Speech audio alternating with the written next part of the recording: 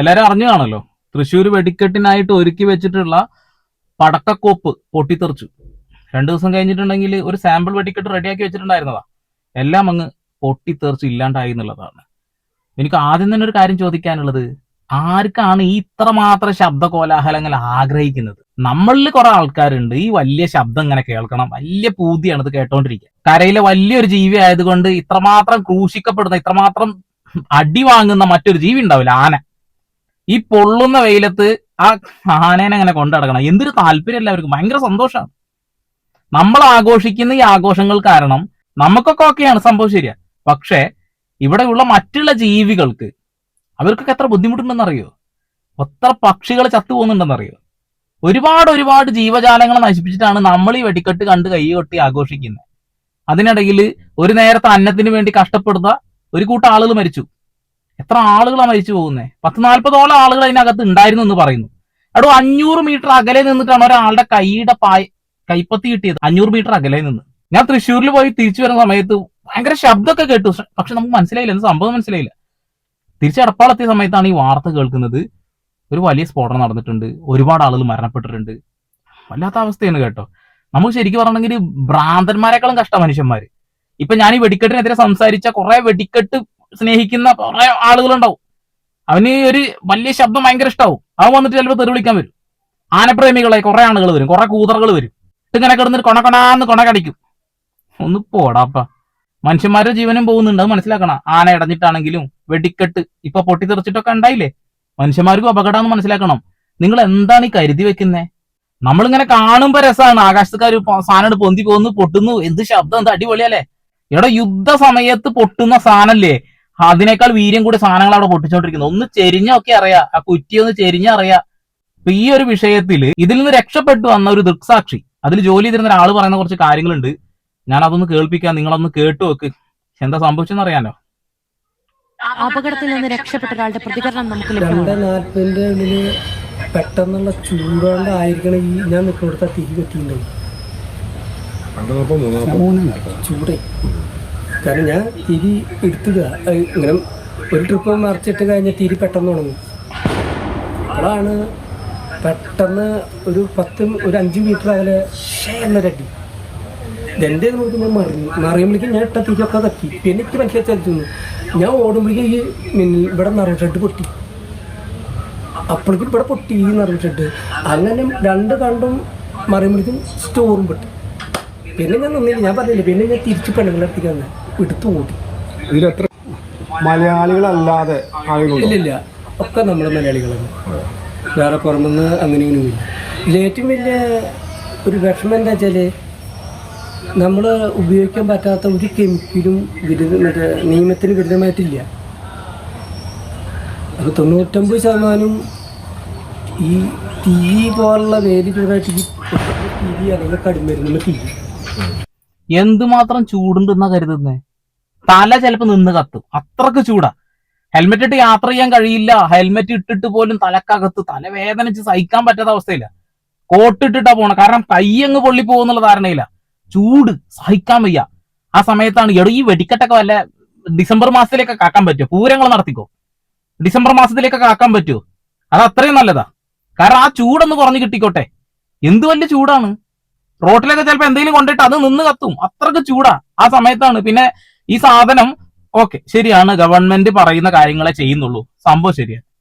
കരിമരുന്ന് കത്തൂലേ? ചോദിക്കട്ടെ, കരിമരുന്ന് കത്തൂലേ?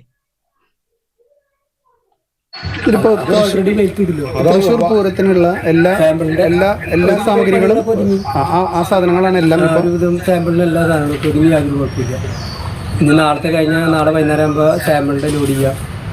ഒരു വെപ്പറോളം അതിലേക്കുള്ള സാമഗ്രികളെല്ലാം ഇപ്പോൾ എല്ലാ കാര്യം ഒരു വെപ്പറല്ലാതെ വളരെ പരിചയം ചെയ്ത് കഴിച്ചു. അതെല്ലാം ഇപ്പോ വെടിക്കെട്ടിൽ പോയി എന്നല്ലേ, എല്ലാം പോയി.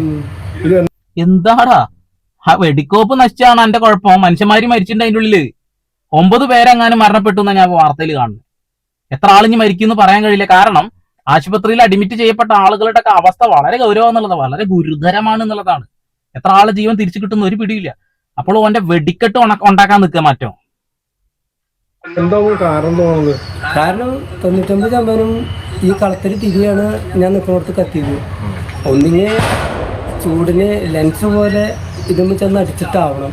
കാരണം ഈ കടിമരുന്ന്, കാരണം ഇത് വെയിലത്ത് കിടന്ന് ഉണങ്ങണം.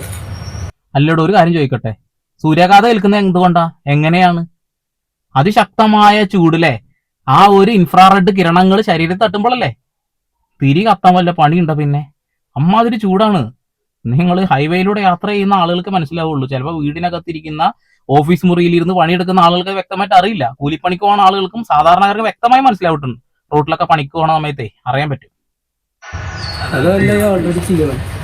അപ്പൊ ഞാൻ നിൽക്കുന്നിടത്ത് ഈ പെട്ടെന്നൊരു തീ പോലെ വന്ന് അടിച്ചതിന്റെ പേരാണ് ഞാൻ പറയുന്നത്. അത്ര മാത്രം അറിയുള്ളൂ.